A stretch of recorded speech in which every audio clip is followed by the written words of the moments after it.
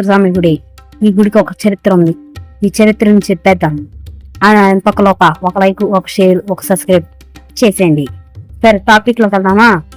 ఒక దక్షుడు అనే రాజుకి కొంతమంది కుమార్తెలు ఉంటారు. అందులో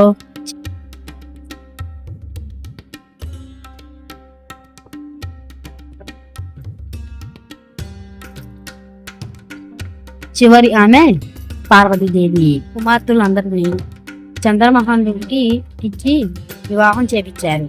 అయితే చివరి కుమార్తె అయిన పార్వతీదేవి శివుడికి ప్రియమైన భక్తురాలుగా పొంది శివుడిని వివాహం చేసుకున్నందుకు ఆ కోపంతో ఆమెతో దక్షుడు మాట్లాడట్లేదు. అయితే ఒకరోజు దక్షయజ్ఞం అనే ఒక పూజ పెట్టాడు. అయితే అందరినీ పిలిచాడు, కానీ తన చివరి కుమార్తె అయిన పార్వతీదేవిని పిలవాలి. అయితే శివుడు అన్నాడు, అమ్మా నువ్వు వెళ్ళొద్దు, అక్కడ మీ వాళ్ళందరూ కోటి మాటలతో నిన్ను ఇబ్బంది పెడతారు అంటే పార్వతీదేవి ఏం పర్లేదు, నా నాన్నగారు నన్ను ఏమనరు అని చెప్పి వెళ్తారు.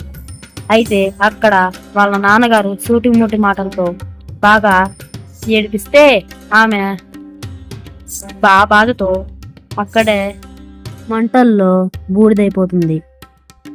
ఆ కాపంతో శివుడు ఉగ్రరూపమైన వీరభద్ర స్వామిని సృష్టించాడు.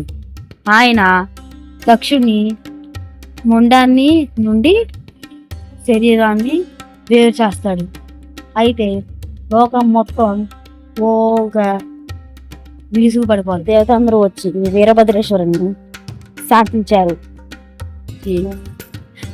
పార్వతీదేవిని శివుడు వచ్చి తన భుజాల మీద తీసుకువెళ్తూ ఉంటారు. అయితే ఇక్కడ వీరభద్రేశ్వర స్వామి ఆ దక్షుడి యజ్ఞాన్ని పాడు చేసినందుకు దేవతలందరూ వీరభద్రేశ్వర స్వామి, నువ్వు ఈ దక్షయజ్ఞం చూస్తే నీకు కొన్ని కోట్ల శాపాలు జరుగుతాయి అని అనగా సరే అని గొర్రెపోతూ మొండాన్ని దక్షుడికి పెడతారు. ఇదే ఇలా దక్షుడు దక్షయజ్ఞాన్ని పూర్తి చేస్తాడు. అయితే శివుడు పార్వతీదేవిని తన చేతులతో ఎత్తుకెళ్తున్నప్పుడు ఆ బూడిద అక్కడక్కడ 10 పీఠాలుగా అవుతుంది. అయితే ఈ చోటన అమ్మవారు ఏమయ్యారంటే వీరభద్రేశ్వర స్వామిగా అన్ని 18 చోట్ల వెలిశారు. అయితే ఈ చోట ప్రతి రోజు వివాహం జరుగుతుంది.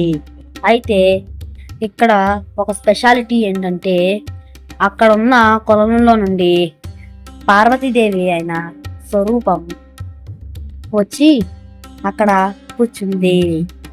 ఈ ఇద్దరికి ప్రతిరోజు వివాహం జరగడం, అందరికీ ఒక వస్త్రాలు ఇంకా మరెన్నో ఇచ్చి భోజనం చేసి అక్కడే నిద్రిస్తారు. అయితే దీనికి మనం టికెట్ తీసుకోవడానికి అవుతుంది. చరిత్రను నందమూరి తారకరావు గారు ఒక సినిమాని తీశారు. దాని పేరే దక్షయజ్ఞం. ఇందులో ప్రతి పాటగానం చూపించారు. తప్పకుండా ఇలాంటి సినిమాలు మరెన్నో చూడొచ్చు.